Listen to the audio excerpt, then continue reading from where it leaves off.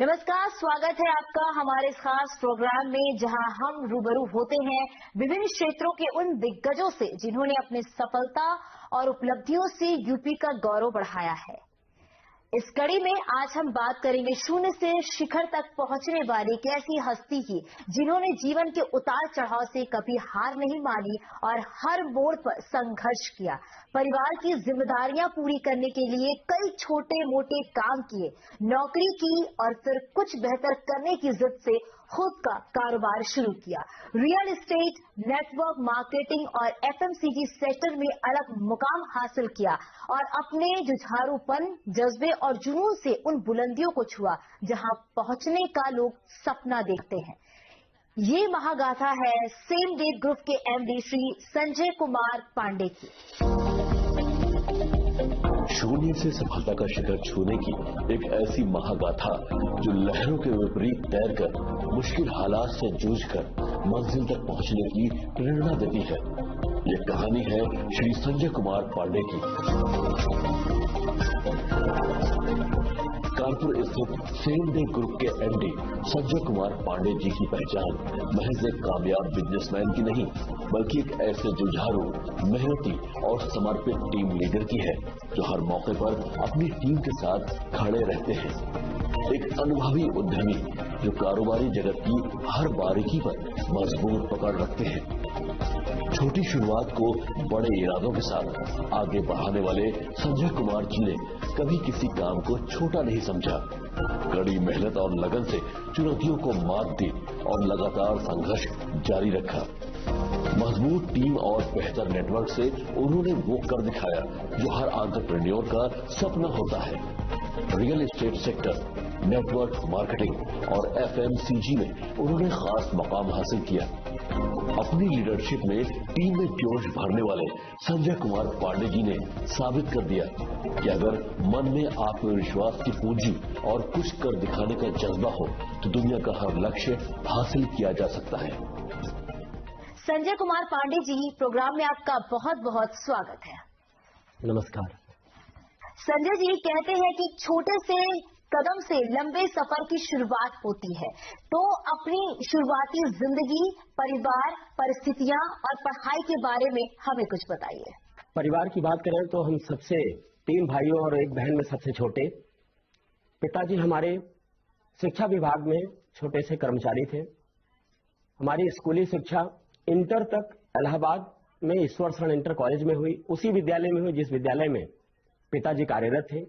पारिवारिक स्थिति ना अच्छी होने के कारण बहुत अच्छी शिक्षा नहीं हो पाई और कमजोरी भी पढ़ाई में रही है। और इंटर के बाद हमने बीएससी एग्रीकल्चर इटावा से किया और बहुत संघर्षमय रहा है बचपना। संजय जी, उन मुश्किल हालात में ऐसा क्या था जो आपको संघर्ष करते हुए आगे बढ़ने की प्रेरणा देता है? एक समय की बात है, पिताजी हम लोगों के साथ सुबह सुबह अलाव ताप रहे थे, तो हम लोगों की स्टोरी बहुत बता दे करते थे। एक स्टोरी उन्होंने अपने आप बीती बताई।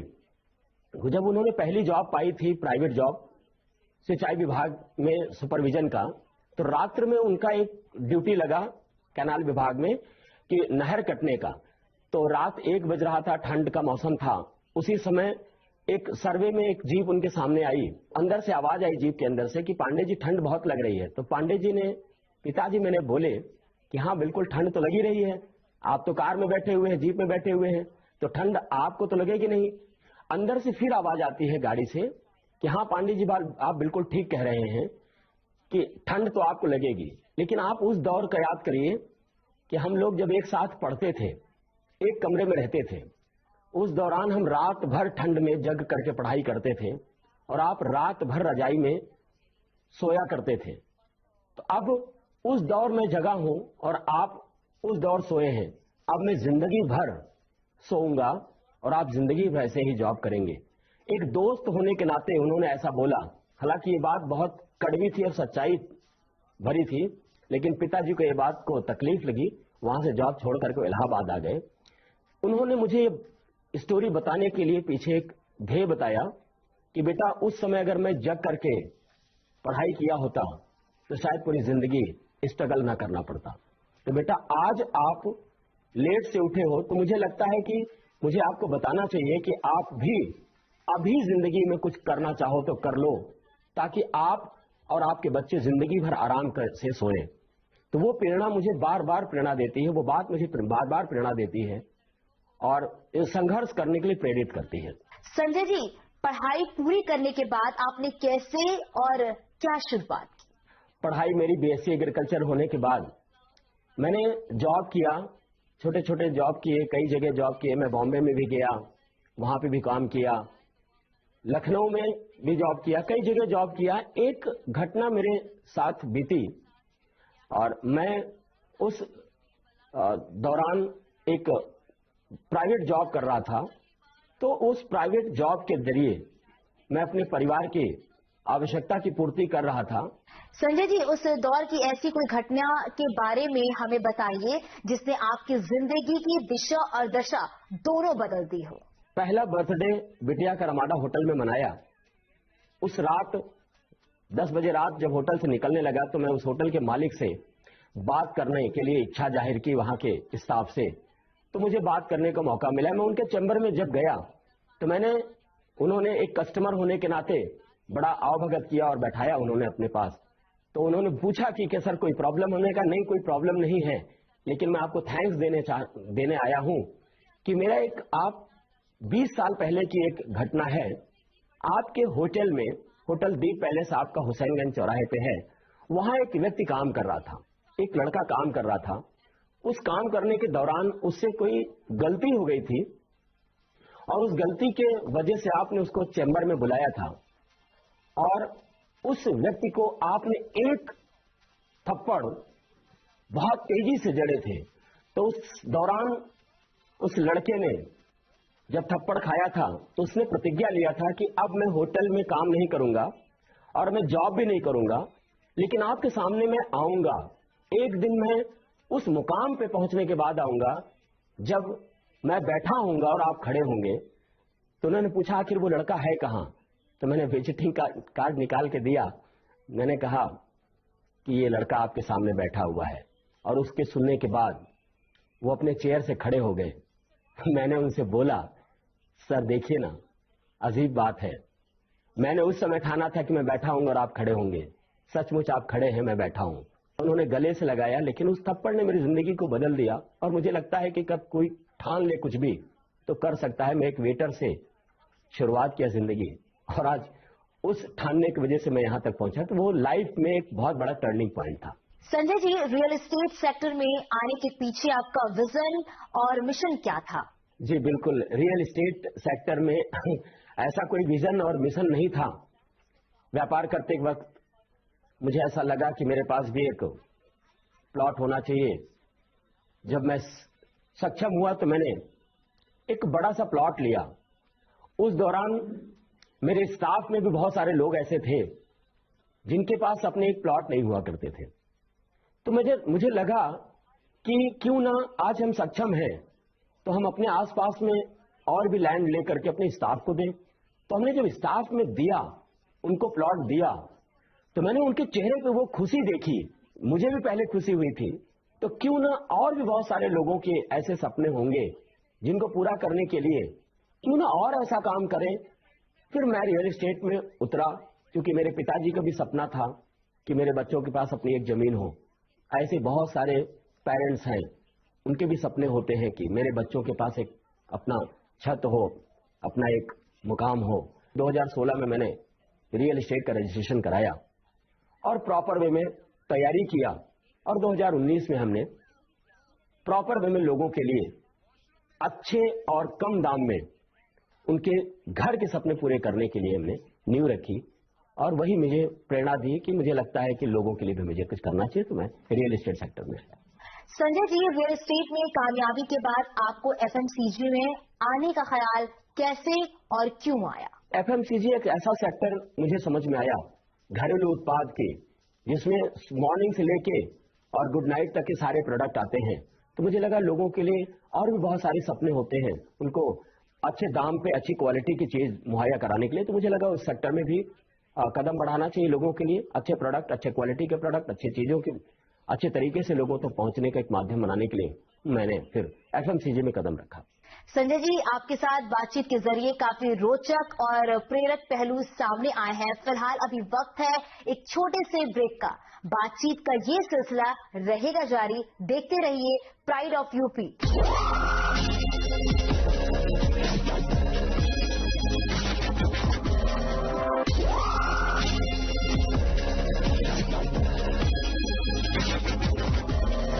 ब्रेक के बाद आपका एक बार फिर से बहुत बहुत स्वागत है हमारे इस खास प्रोग्राम में। आज हमारे साथ हैं सेम डे ग्रुप के एमडी श्री संजय कुमार पांडे जी। साहस और संकल्प से सफलता हासिल करने वाले संजय कुमार पांडे जी की जीवन गाथा अनगिनत युवाओं के लिए प्रेरणा है। आइए संजय जी के साथ बातचीत के सिलसिले को अब आगे बढ़ाते हैं। संजय जी, आपने व्यापार को करने के लिए नेटवर्क मार्केटिंग को ही क्यों चुना? जब मैंने व्यापार शुरू किया तो मेरी पारिवारिक स्थिति तो सही नहीं थी, तो मैंने अपने परिवार की स्थिति सही करने के लिए मैंने व्यापार चुना।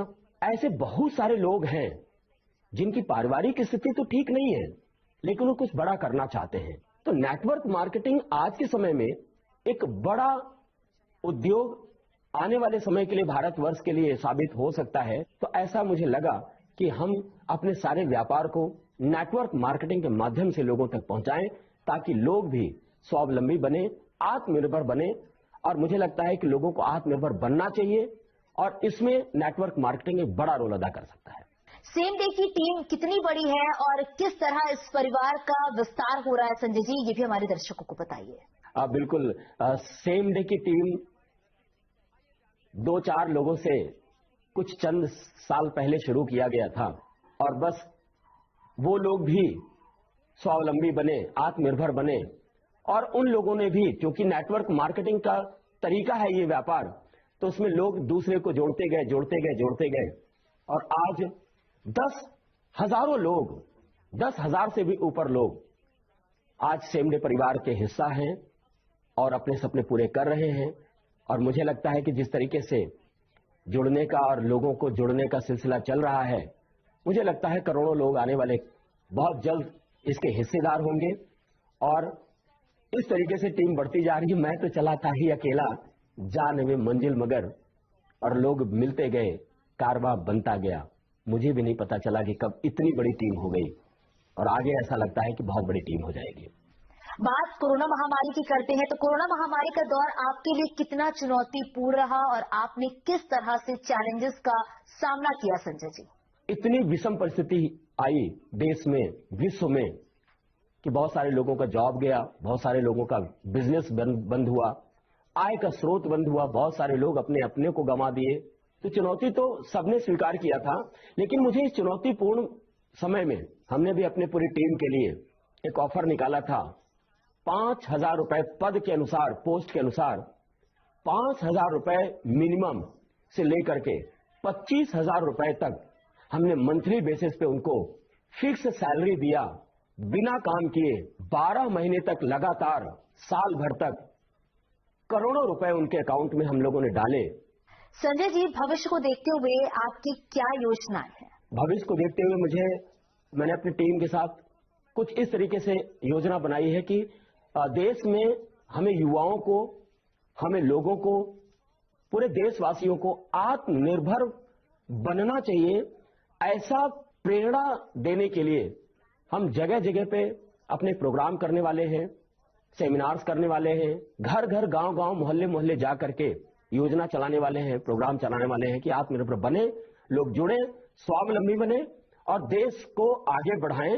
ऐसी योजना है। और साथ ही साथ अपने व्यापार को भी 2025 तक इसको आगे बढ़ाएं, ऐसी योजना है। और साथ ही साथ अपने व्यापार को भी 2025 तक इस पूरे उत्तर प्रदेश के बाद भी हम महाराष्ट्र, दिल्ली और पश्चिम बंगाल तक में भी लेकर के जाने वाले हैं।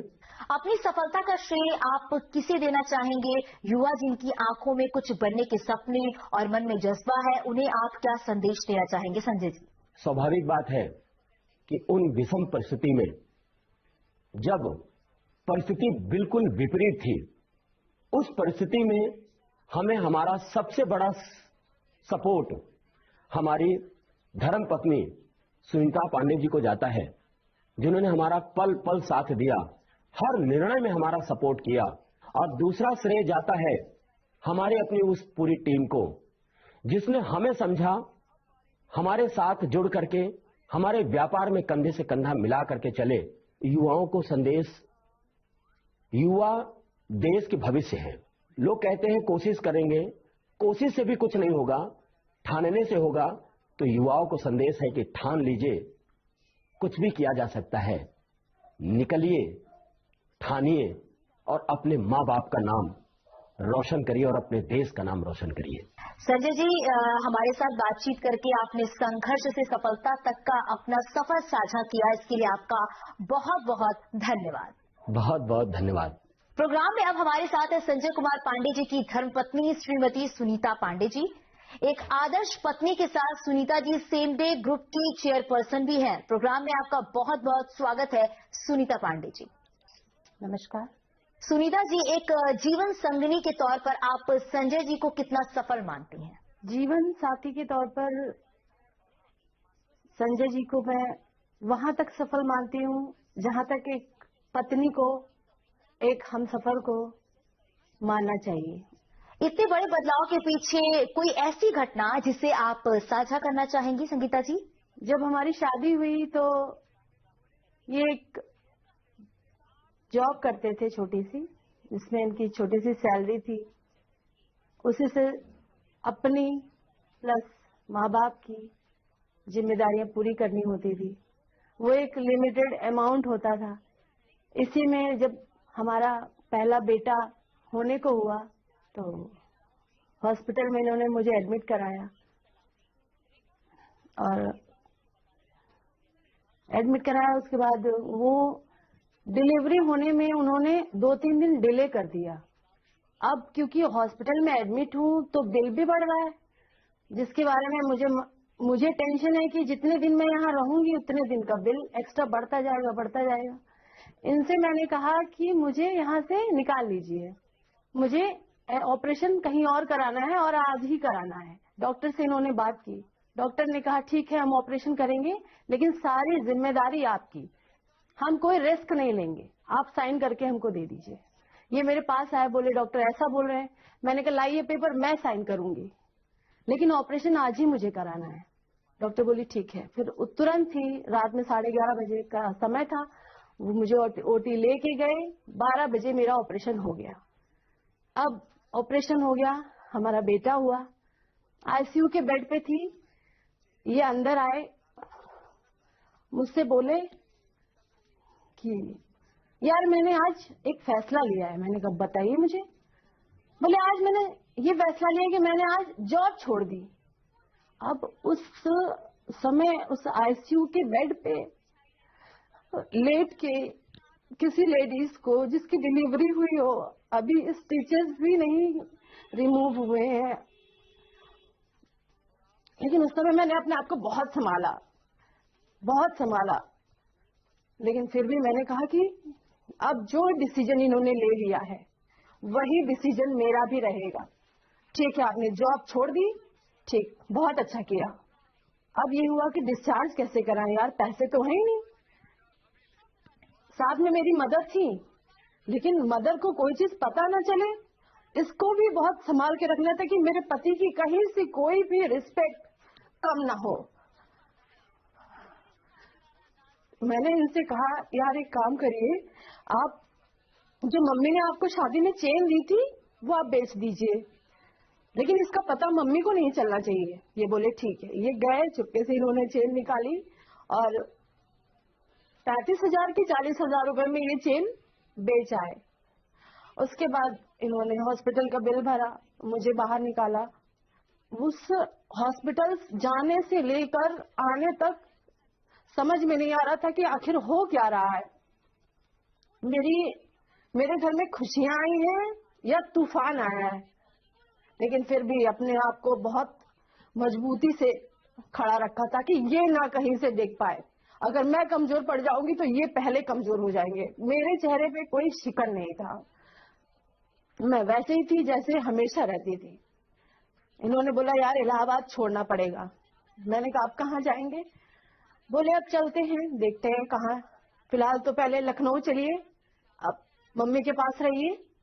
इन्होंने मुझे वहां छोड़ा, लेके आए गाड़ी से। अभी मेरे स्टिचेस कटे नहीं थे, टाँके लगे लगे। मैं इलाहाबाद से लखनऊ पूरी 6 घंटे की जर्नी मैंने टाँके लगे लगे की। फिर इन्होंने मुझे लखनऊ छोड़ा, ये गोरखपुर चले गए एक नई शुरुआत करने के लिए। वहां गए, वहां भी रहे, वहां भी कुछ समझ में नहीं आया। फिर ऐसे ही जिंदगी चलती रही। और ये जो चेंज आया, वो सबसे बड़ा चेंज यही आया कि जब आप हॉस्पिटल में हो और इस सिचुएशन में हो, आपके पास कोई भी ना हो, तो सबसे बड़ा टर्निंग पॉइंट यही था, जो ऑन द बेड, आईसीयू के बेड पे हमने ये डिसीजन लिया था कि अब एक नई शुरुआत करेंगे। किसी की जॉब तो नहीं करेंगे, बल्कि जॉब देंगे, और ऐसी देंगे कि आज हम जहां खड़े हैं, किसी को भी वहां खड़े होकर पछतावा न करना पड़े कि हम किस कंपनी और किस ग्रुप के साथ जुड़े हैं। ऐसी फीलिंग जो जिससे हम गुजरे हैं, वो उससे किसी को ना गुजरना पड़े। तो हमने ये सेम डे कंपनी का, हम लोगों ने बहुत सारी ऐसी ही चीजें सोच के हम लोगों ने नींव रखी, और आज बहुत आगे तक जा चुके हैं और अभी जाना भी है। कहते हैं कि एक कामयाब आदमी के पीछे किसी औरत का हाथ होता है, और संजय जी की जिंदगी में आपकी भूमिका व योगदान से ये बात तो पूरी तरह सच साबित होती है। हमारे साथ बातचीत करने के लिए आपका बहुत बहुत धन्यवाद। नमस्कार दर्शकों, आज बस इतना ही। इसी के साथ हमें दीजिए इजाजत। नमस्कार।